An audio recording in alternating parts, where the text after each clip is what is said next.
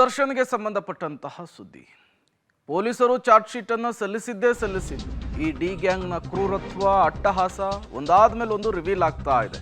Renukaswamy kidnap and murder ಕೇಸ್ಗೆ ಸಂಬಂಧಪಟ್ಟಂತೆ ರೇಣುಕಾಸ್ವಾಮಿ ಕೊಲೆ case ಬಗೆದಷ್ಟು blast ಆಗ್ತಾ ಇದೆ.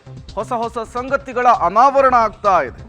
ರೇಣುಕಾ ಕಿಡ್ನಾಪ್ ಮಾಡಿಕೊಂಡು ಬರಬೇಕಾದ್ರೆ ಡಿ ಗ್ಯಾಂಗ್ ಕೈಚಳಕವನ್ನು ತೋರಿಸಿದೆಯಂತೆ. ಮಾರ್ಗ ಮಧ್ಯೆಯೇ ರೇಣುಕಾಸ್ವಾಮಿಯನ್ನ ಈ ಡಿ ಗ್ಯಾಂಗ್ನ ಸದಸ್ಯರು ರಾಬರಿ ಮಾಡಿದ್ರು ಅನ್ನೋದು ಕೂಡ ಗೊತ್ತಾಗ್ತಾ ಇದೆ. ಆತನ ಚೈನು, ರಿಂಗು, ವಾಚು, ಲಿಂಗದ ಕರಡಿಕೆ ಏನನ್ನು ಬಿಟ್ಟಿರಲಿಲ್ಲ. ಎಲ್ಲವನ್ನು ಕೂಡ ಹಲ್ಲೆಗೂ ಮೊದಲೇನೆ ಸುಲಿಗೆ ಮಾಡಿಬಿಟ್ಟಿದ್ರು. ನಂತರ ತುಮಕೂರಿನ ರಂಗಾಪುರ ಬಳಿ ಬಾರ್ಗೆ ಕರೆದುಕೊಂಡು ಹೋಗಿದ್ರು. ದುರ್ಗಾ ಬಾರ್ಗೆ ಹೋಗಿ ಮದ್ಯವನ್ನ ಖರೀದಿ ಕೂಡ ಮಾಡಿದ್ರು. ಅಲ್ಲಿ ರೇಣುಕಾಸ್ವಾಮಿಯಿಂದಲೇ ಹಣವನ್ನು ಕೊಡಿಸ್ತಾರೆ ಈ ಗ್ಯಾಂಗ್. A4, A6, A7 ರಿಂದ ಮದ್ಯ ಖರೀದಿಯನ್ನು ಮಾಡಲಾಗಿತ್ತು. ಅನಂತರ ನೆಲಮಂಗಲ ನೈಸ್ ರಸ್ತೆಯ ಮೂಲಕ ಇವರು RR ನಗರದ ಪಟ್ಟಣಗೆರೆ ಶೆಡ್ಗೆ ಎಂಟ್ರಿ ಆಗ್ತಾರೆ. ಈ ಶೆಡ್ಗೆ ಎಂಟ್ರಿ ಆಗಿದ್ದು ಈ ರೇಣುಕಾಸ್ವಾಮಿಗೆ ನರಕ ಯಾತನೆಯನ್ನು ತೋರಿಸ್ಬಿಡ್ತಾರೆ. ಹಿಂಸೆ ಕೊಟ್ಟು ಆತನನ್ನು ಹತ್ಯೆಗೈದು ಬಿಡ್ತಾರೆ. ಇವೆಲ್ಲವೂ ಕೂಡ ಪೊಲೀಸರ ಇನ್ವೆಸ್ಟಿಗೇಷನ್ ಅಲ್ಲಿ ಬಹಿರಂಗವಾಗಿದೆ. ಇವೆಲ್ಲವೂ ಕೂಡ ಪೊಲೀಸರು ನ್ಯಾಯಾಲಯಕ್ಕೆ ಸಲ್ಲಿಕೆ ಮಾಡಿರುವಂತಹ ಚಾರ್ಜ್ ಶೀಟ್ನಲ್ಲಿ ಉಲ್ಲೇಖವಾಗಿದೆ. ನೋಡಿ, ದರ್ಶನ್ ಸುತ್ತಮುತ್ತ ಎಂಥೆಂಥವ್ರಿದ್ರು ಅಂಥೇಳಿ.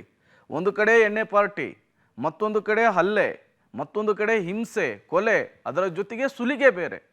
ಈತನನ್ನ ಪಟ್ಟಣಗೆರೆ ಶೆಡ್ಗೆ ಕರೆದುಕೊಂಡು ಹೋಗೋ ಮೊದಲೇನೆ ಆತನ ಬಳಿ ಇದ್ದಂತಹ ಎಲ್ಲವನ್ನೂ ಕೂಡ ಇವರು ಕಿತ್ಕೊಂಡಿದ್ರು ಅನ್ನೋದು ಗೊತ್ತಾಗ್ತಾ ಇದೆ. ಮತ್ತಷ್ಟು ಡೀಟೇಲ್ಸ್ ಅನ್ನು ಕೊಡ್ತಾರೆ ನಮ್ಮ ಕ್ರೈಮ್ ಬ್ಯೂರೋ ಹೆಡ್ ಮುರಳಿ. ದೂರವಾಣಿ ಸಂಪರ್ಕದಲ್ಲಿ ಜಾಯಿನ್ ಆಗಿದ್ದಾರೆ. ಮುರಳಿ, ಕೊಲೆ, ಹಲ್ಲೆ, ಕಿಡ್ನ್ಯಾಪ್ ಎಲ್ಲದರ ಬಗ್ಗೆ ಕೂಡ ಗೊತ್ತಾಗ್ತಾ ಇತ್ತು. ಈಗ ಸುಲಿಗೆ ಕೂಡ ಮಾಡಿದ್ದಾರೆ ಅನ್ನೋದು ಗೊತ್ತಾಗ್ತಾ ಇದೆ. ಈ ಗ್ಯಾಂಗ್ನ ಉದ್ದೇಶ ಏನಾಗಿತ್ತು ಅಂತ? ಖಂಡಿತವಾಗಿಯೂ ಪ್ರೇಮ್, ಯಾಕಂದ್ರೆ ಇಡೀ ಪ್ರಕರಣದಲ್ಲಿ ಯಾರು ಕೂಡ ನಿರಪರಾಧಿಗಳಿಲ್ಲ, ಅಮಾಯಕರಿಲ್ಲ ಅನ್ನೋದು ಸ್ಪಷ್ಟವಾಗಿ ಗೊತ್ತಾಗ್ತಾ ಹೋಗ್ತಾ ಇದೆ. ಯಾಕಂದ್ರೆ ಒಬ್ಬೊಬ್ಬರು ಒಂದೊಂದು ಪಾತ್ರವನ್ನು ವಹಿಸಿದ್ದಾರೆ, ಒಬ್ಬೊಬ್ಬರು ಒಂದೊಂದು ರೀತಿಯಲ್ಲಿ ರೇಣುಕಾಸ್ವಾಮಿಗೆ ಕಿರುಕುಳವನ್ನ ಕೊಟ್ಟಿದ್ದಾರೆ ಅನ್ನೋದು ಸ್ಪಷ್ಟವಾಗಿ ಗೊತ್ತಾಗ್ತಾ ಇರೋದು. ದೋಷಾರೋಪ ಪಟ್ಟಿಯಲ್ಲಿ ಈಗಾಗಲೇ ಸಾಕಷ್ಟು ಮಾಹಿತಿಗಳನ್ನ ಎಸ್ಟಾಬ್ಲಿಷ್ ಮಾಡ್ತಾ ಹೋಗ್ತಾ ಇದ್ದಾರೆ. ಜೊತೆಗೆ ಈ ಹಿಂದೆ ಏನು ಆರೋಪಿಯಾದಂತ ಏನು ರಾಘವೇಂದ್ರ ಮನೆಯ ಮೇಲೆ ಪೊಲೀಸರು ರೇಡ್ ಮಾಡಿದಾಗ ಅಲ್ಲಿ ಮಹಾಜರನ್ನ ಮಾಡಿದ ಸಂದರ್ಭದಲ್ಲಿ 5 ಲಕ್ಷ ಹಣ ಮತ್ತು ರೇಣುಕಾಸ್ವಾಮಿಗೆ ಸಂಬಂಧಪಟ್ಟಂತ ಚೈನ್ ಇದೆಲ್ಲಾನು ಕೂಡ ವಶಕ್ಕೆ ಪಡ್ಕೊಂಡಿದ್ರು.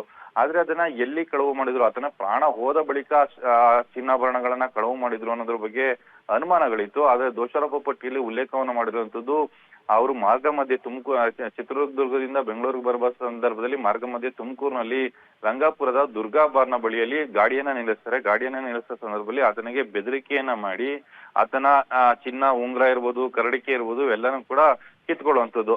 ಅಂದ್ರೆ ಆತನಿಗೆ ಒಂದಿಷ್ಟು ಮಾಹಿತಿಗಳು ಗೊತ್ತಾಗ್ತಾ ಇರಲಿಲ್ಲ, ನನ್ನನ್ನ ಇವರು ಹತ್ಯೆ ಮಾಡ್ಲಿಕ್ಕೆ ಕರ್ಕೊಂಡು ಹೋಗ್ತಾ ಇದಾರೆ ಅಂತ ಹೇಳಿ. ಆದ್ರೆ ಪದೇ ಆತನ ಮೇಲೆ ಹಲ್ಲೆಯನ್ನ ಮಾಡ್ತಾ ಬರ್ತಾರೆ. ಆತ ಹಲ್ಲೆಯನ್ನ ಮಾಡಿಸ್ಕೊಂಡ್ರು ಕೂಡ, ಆತ ಹೊಡೆತಗಳನ್ನ ತಿಂದ್ರು ಕೂಡ ರಂಗಾಪುರದ ದುರ್ಗಾ ಬಾರ್ನಲ್ಲಿ ಇವ್ರಿಗೆ ಮದ್ಯವನ್ನ ಕೂಡ ಈತನೇ ಕಾಸನ್ನ ಕೊಟ್ಟು ಖರೀದಿಯನ್ನ ಮಾಡ್ಕೊಡ್ತಾನೆ. ಅಂದ್ರೆ ಕೊನೆಯ ಹಂತದಲ್ಲೂ ಕೂಡ ಆತ ಎಲ್ಲೋ ನನ್ನನ್ನ ಬಿಟ್ಬಿಡ್ತಾರೆ ಅನ್ನೋ ಪ್ರಯತ್ನಗಳನ್ನ ಆತ ಮಾಡಿದಾನೆ. ತಪ್ಪಿಸ್ಕೊಳ್ಳೋ ಪ್ರಯತ್ನಗಳನ್ನ ಮಾಡಿಲ್ಲ, ಕೇವಲ ಬುದ್ಧಿವಾದವನ್ನ ಹೇಳಿ ಕಳಿಸ್ಬೋದು ಅಂತ ಹೇಳಿ ನಂಬ್ಕೊಂಡು ಕುರಿಯ ರೀತಿ ಇರುವಂತದ್ದು.